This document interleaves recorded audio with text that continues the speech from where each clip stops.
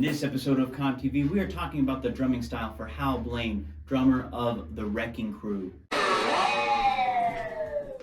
Now, Hal Blaine had an illustrious career in music, playing on 35,000 different recordings, 6,000 of those being singles, 150 top 10 hits, and 40 number one hit singles. His influences were Buddy Rich, Baby Dodds, and Gene Krupa. He actually studied with the same teacher that taught Krupa.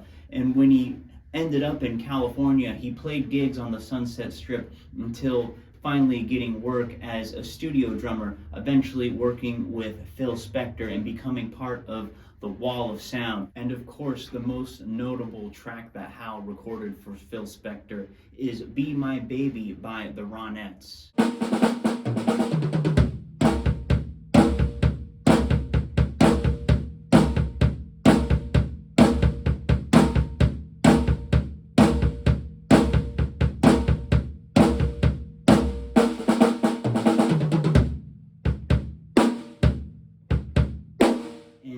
Something you'll notice about Hal Blaine's playing on the last track and on this next track, Wouldn't It Be Nice, is that he actually just plays the backbeat with the snare and the floor tom, not really worrying about keeping time on one of the cymbals.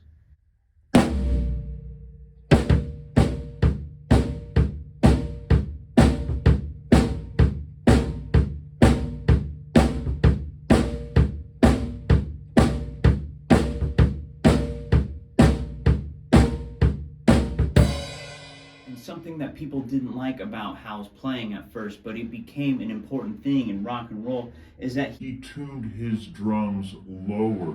Back then, people wanted tight sounding drums, or drummers specifically, so they could get more bounce for the ounce, as Hal likes to put it. But Hal was also a dynamic player, and people didn't like that. They didn't like that he chose when to be quiet and when to be loud. But eventually those characteristics were becoming a very in-demand thing. And so on the track I Got You Babe, you can actually hear him being very, very dynamic at the back of the mix.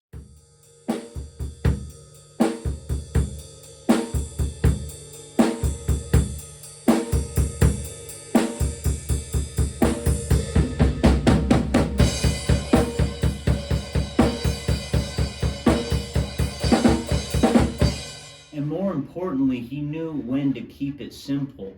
He played with Simon and Garfunkel on their biggest songs.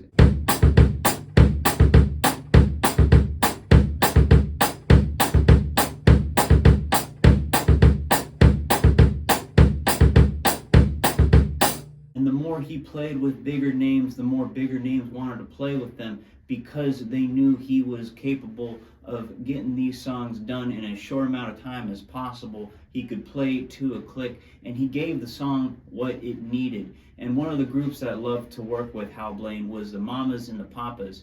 He played on California Dreamin', Monday Monday, but my favorite track that he played on is Dream a Little Dream of Me. I just love that broken up shuffle that he plays, as well as these one-handed rolls on the left hand.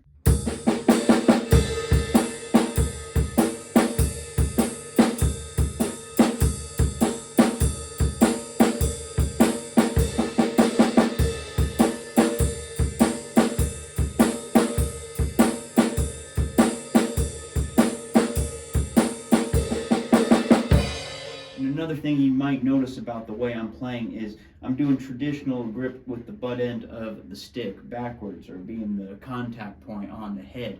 That's how Hal liked to play, and I've always believed that playing with the butt end of the stick with your left hand gives you a fatter sound on the snare.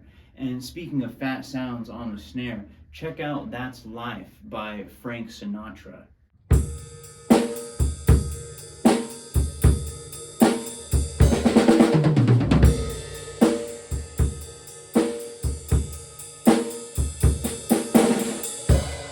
But perhaps my favorite track that Hal Blaine played on is going to be a Neil Diamond song, Cracklin, Rosie. It starts off with just the bass drum kind of leading the song in, and it comes in with a nice steady 4 on the floor groove, and I love it. He gave the song what it needed on this one.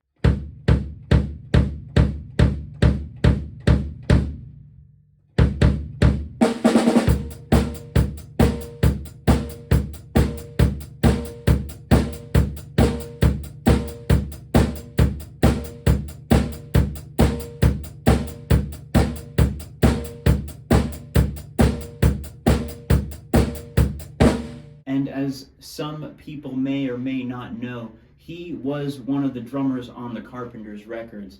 I did a video on Karen Carpenter's drumming and songs that she played on, but when it came to wanting to record the hits, Hal Blaine was their most reliable drummer, and the song Superstar is going to be my favorite example of one of his funkiest beats.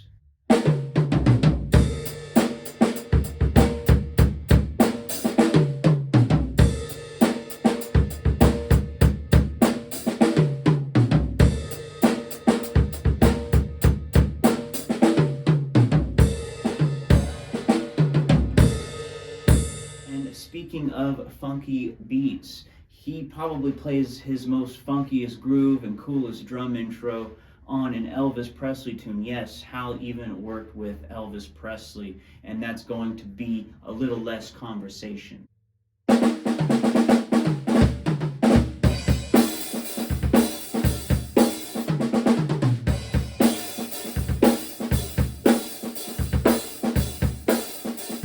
Musicians that he played with were named the Wrecking Crew. He actually dubbed them the Wrecking Crew because they would go in wearing t-shirts and Levi's, smoking cigarettes in the studio, and people didn't take them seriously until they would knock out these songs in just one take.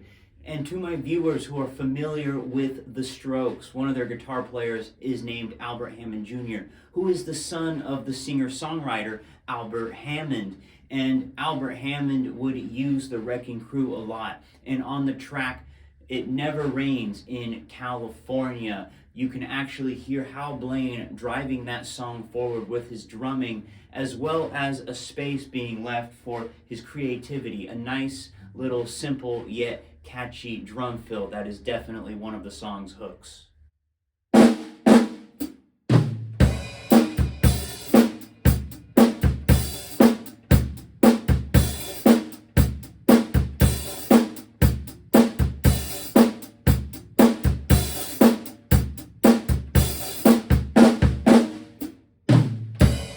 And there you have it, just a few examples of Hal's drumming on a few people that he recorded with. The list goes on, and of course he's on a lot of these full albums like Pet Sounds and the ones with the Ronettes and so on and so forth. All right, so I made a playlist of my personal 50 favorite Hal Blaine tracks, and you can start there and then do a deep dive. All right, so that playlist is going to be in the description of the video and in the comments. All right, be sure to give the video a like, and don't forget to subscribe for more epic musical content. But in case I don't see you, good afternoon, good evening, and good night.